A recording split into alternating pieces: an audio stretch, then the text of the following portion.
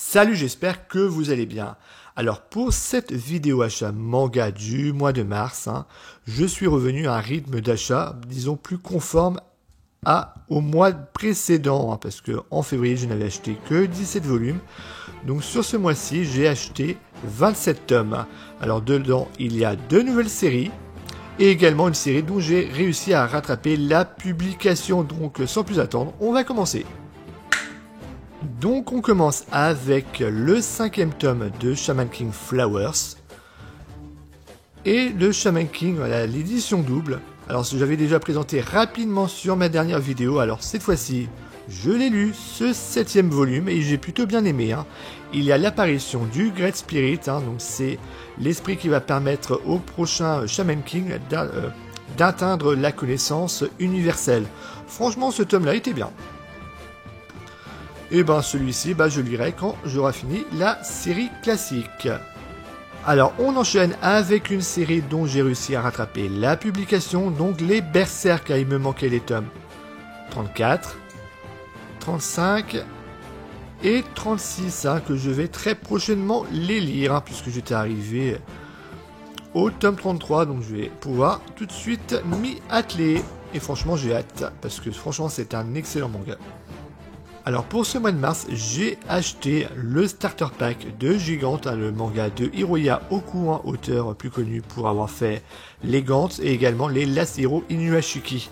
Alors je ne l'ai pas lu, parce qu'il est toujours sur Blister. Et j'ai également pris les tomes 3 et 4. Donc je suis pas à jour, je crois qu'on est au tome 6 sur cette série, donc voilà, ça va être rattrapé très rapidement. Alors maintenant on va enchaîner des suites de séries, et pour commencer la nouvelle édition de Parasite. Alors on commence à voir son scénario qui pousse vers message écologique. C'est bien, mais franchement voilà, c'est un très très bon manga, et franchement voilà, j'ai hâte de me procurer du 8e et du dernier volume de cette série. Comme ça je pourrai regarder l'animé, et ça c'est cool.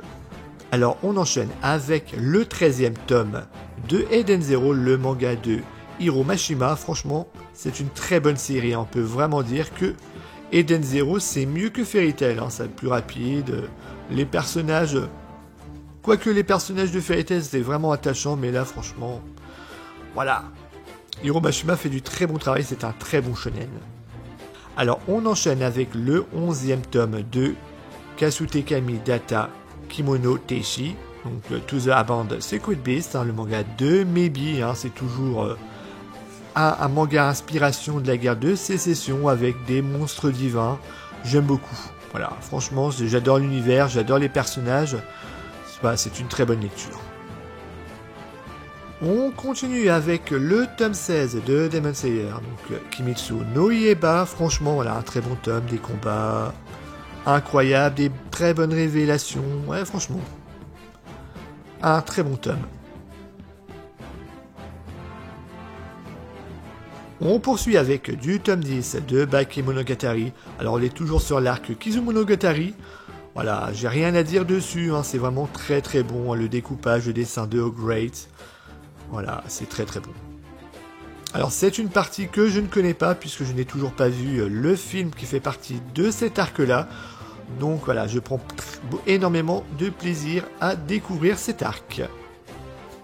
Alors on enchaîne avec le tome 6 de la nouvelle édition de Chobits, qui fait toujours plaisir avec sa petite carte postale de Elda et de Freya, si vous connaissez le manga. Voilà, j'ai rien à dire dessus, j'ai déjà l'édition double, ce manga est vraiment très très bon. On poursuit avec le tome 6 de la nouvelle édition de Fullmetal Alchemist, le manga de Hiromu Arakawa. J'ai rien à dire dessus, j'ai déjà l'édition standard, c'est comme Chobits. C'est du tout bon. Et surtout, cette édition est tout simplement parfaite. Alors, manga que j'ai acheté juste hier, c'est le tome 19 de The Promised Neverland. Alors je ne l'ai pas lu, comme vous pouvez le voir, il est toujours sous blister. Alors je vais terminer cette vidéo achat manga avec la dernière nouveauté qui va rejoindre ma Mangatech. Alors sur ma dernière vidéo, on m'a conseillé encore une fois de commencer les Slam Dunk. Alors moi, j'ai répondu qu'il y avait un manga qui me faisait de l'œil depuis un petit moment. Donc c'est le manga Brynhilde in the Darkness.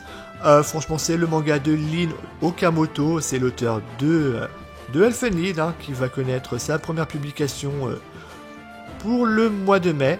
Alors, je n'ai pas pris seulement que le tome 1, voilà. Je montre le tome 1 parce que vous allez voir, il y a un petit souci, voilà, le tome 1 est chez les éditions Tonkam.